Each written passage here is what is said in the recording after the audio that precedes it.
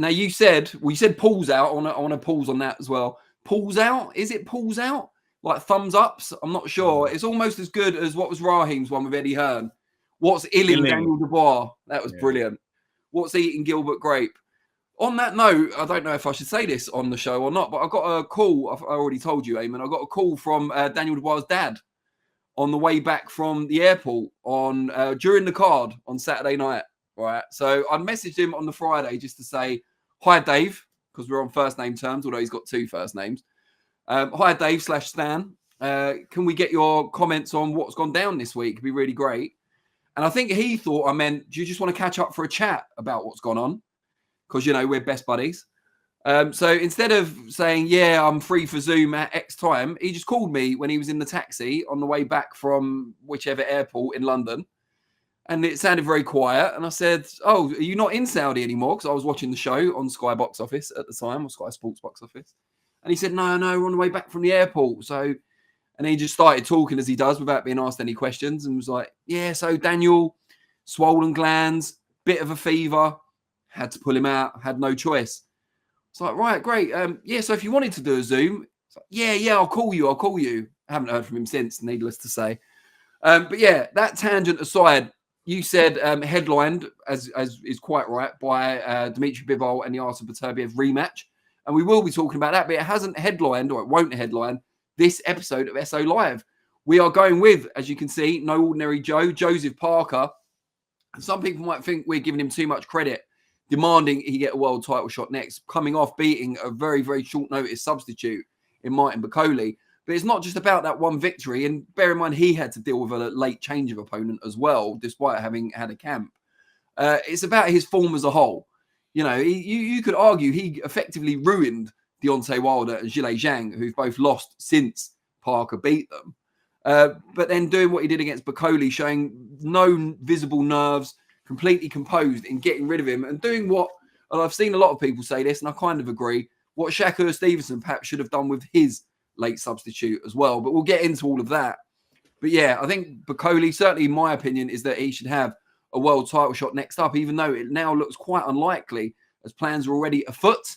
And this isn't a Dave Dubois exclusive. This is just from other people around the industry, that it's likely we'll see Daniel Dubois and Alexander Usyk in the summer have their rematch, which will leave Parker unable to fight a world champion and, you know, still at risk of getting knocked off while he waits. This is not Dillian White's 1,000 days or whatever it was. This is a genuine top-ranked contender who's now having to wait when other lesser deserving fighters have got shots. Eamon, before we go to the chat for the first time, what's your view purely on that, whether Parker deserves a world title shot next? Yeah, I think he does. Yeah, I think that was the position he was put in this weekend, that he was going to be getting a world title shot. So he should be, I don't know if remunerated is quite the right word, but he should definitely have that favor be put in kind by getting that world title opportunity. He's not going to get it, unfortunately, because there'll be a second version of the undisputed heavyweight titles on the line, hopefully later this year, between Usyk and Dubois. And you can sort of understand that, because would I want to see another undisputed fight over Joe Parker getting this opportunity? I probably would just sway towards the undisputed fight again, but that doesn't mean that I wouldn't want to see Joe Parker get the opportunity this year if that can happen. But he's certainly someone who's worked at it, who's made changes, who's adapted under his trainer, who's put faith in his trainer, who isn't the most experienced trainer, hasn't got the years like other trainers had, but he's put his faith in someone that he felt can get a different side out of him. And he's improved drastically, not only in his repertoire of skills and his punch power, clearly, and his confidence, but this is a guy who, for a number of years, we were discussing, when it came to the discussion around Joe Parker, whether he had that spite about him, whether he truly had that grit, that want to really hurt his opponents, and having won a world title has that kind of gone out of him in the silk sheets and whatnot. And he still maintained his nice guy persona. It's not a persona, it's his personality. I should say that properly, that he is played nice with the media because he is just a nice guy, funny guy, affable guy too.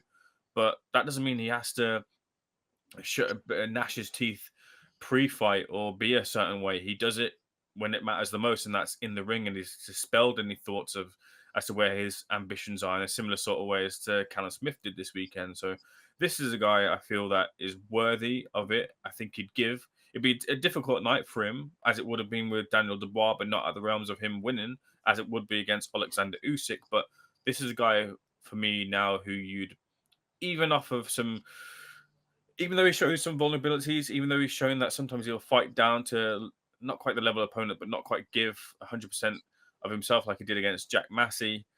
This is a guy who can definitely win a world title, and people like that, people who have taken risks and gambled like Joe Parker has, deserve opportunities at that gold, and hopefully he gets that this year. Yeah, couldn't agree more. And we're going to put the poll out before I go to the chat, just so everyone's got plenty of time to vote. We are asking you, who should Joseph Parker fight next? Should it be Alexander Usyk, the unified champion, Daniel Dubois, who he should have fought on Saturday, the IBF title holder, Anthony Joshua, something Johnny Nelson mooted over the weekend, a rematch between those two, or other? And if you pick other, please do comment in the chat who you would like to see him fight. This isn't what you feel he deserves. I suppose it's more what you would like to see next for Joseph Parker. Now, going to the chat for the first time in today's episode, VZ says, all I'm going to say is full camp, Bakole eats Parker for breakfast. Now, I saw that one earlier and I actually responded, Bakole should maybe skip a few breakfasts. And before people get on my case about that, being quite a, larger man myself, I haven't eaten breakfast in years. Maybe that's the problem. Toby Bartlett says, good afternoon, Seconds Out, and the chat. Good afternoon, Toby. Good afternoon, everyone. Amilcar, the prototype, says, even though Bakole took the fight at the very last minute without training, this fight was not fair. I mean, even though, don't you mean because Bakole took the fight at the very last minute without training, the fight was not fair? Yeah, it wasn't fair, but it was the best we could hope for as fans at very short notice. And Joseph Parker did exactly what you would want him to do, dispatching Bakole with the minimum of fuss and a minimum of shots taken as well. Wayne179, I prefer Wayne176, says Parker versus Dubois is the fight to make. Nat disagrees with VZ, says no way. If Bakole had a full camp, it would have been the same result. I think it probably wouldn't have ended quite so early, but I would still have backed Parker to win. I backed him to beat Dubois. You did as well, did you, Eamon? I can't remember. No, I was backing Daniel Dubois to beat Joe Parker. Okay, we'll get into our back and forth, the results of our bets. Antoine Hunter said that hit didn't even land. I watched it in slow motion, and I thought it did. I thought the side of his fist hit him on the top of the head. It was a glancing blow, but if you hit someone in the right place with enough force, I think that's all it takes. By you, I mean Parker, of course, not me. Cassie System, hello, Dennis. Good to see you. Parker deserves a chance. Joshua, speaking to another boxing channel, said so as well. Joshua spoke to another boxing channel? What the absolute F? However, Usyk wants Dubois. Parker wants world title shots. So where does this leave Parker? DB Coop 1 says, Bakole has always been all hype. Thanks to Billy Nelson, who shouts from every rooftop, doing his job. All this hype just for beating a young hype jank prospect in Anderson, who's too busy doing real-life GTA. I'm not sure that's the only reason Bakole was well-respected and avoided in equal measure. Some of it exploits in sparring have been well covered, and it's very rare that people have denied what he says. Amilcar, the prototype, goes, watch these two bash Bakole. Did a favour for Saudi and the fans, and it backfired. Now they're making fun of him. Disgusting. We're not making fun of him. I said maybe he should skip a few breakfasts because he came in hugely overweight. And that was light-hearted comment.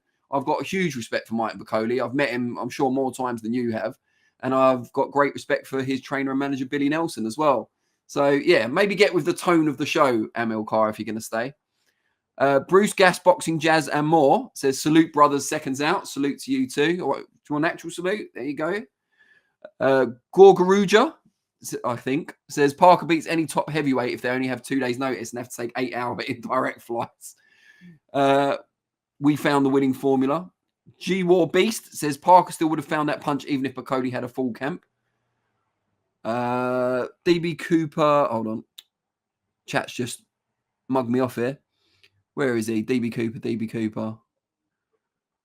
God, we've got loads of chats, which is a good thing. Hi, Dave. Sorry, I mean Stan. I wrote you, but you still ain't called in. I left my cell, my pager, and my home phone at the bottom. I added you at the bottom because he didn't do the full lyric. Big Boy Garm says, what? Come on, Bakole was out of shape at the foot of a camp flown into the dressing room. Amilcar says, so if Parker has to wait, give Bakole a rematch with a full training camp. It's only fair. Why is it fair? Bakole stepped in to save the show. he did, you know, Parker wasn't due to fight Bakole, was he? So I don't see why he should reward Bakole. He's been rewarded enough, surely, with his 600,000. I'm sure he'll get another big fight in Riyadh season. I don't think Parker should wait any longer for his shot because Daniel Dubois pulled out. He shouldn't pay for another man's crime. Not that it's a crime to pull out. You know, if he wasn't fit to fight, he was right to pull out, in case Dave/Stan is watching. Zambanu Love says, very convenient for Bricktop. I think he means Frank Warren. Parker has moved away from Dubois. Bakole, Bogeyman, Aura is taken away. Frank, of course, manages both Parker and Dubois. What are you suggesting, Zambanu Love? I don't think you've been quite clear enough there. But don't be any clearer, please, because you'll get us sued. Amilcar says, Bakole saved the card, and this is what he gets. This is not fair. 11 hours flight, no camp, no rest. You people are shameless. I mean, I'm not part of Riyadh season or Parker's management team, so we're not shameless, Amilcar. Again, you might want to get with the tone of the show. Yes, Bakole saved the card, but he was paid a reported £600,000 for doing so, and he will get another Riyadh season shot.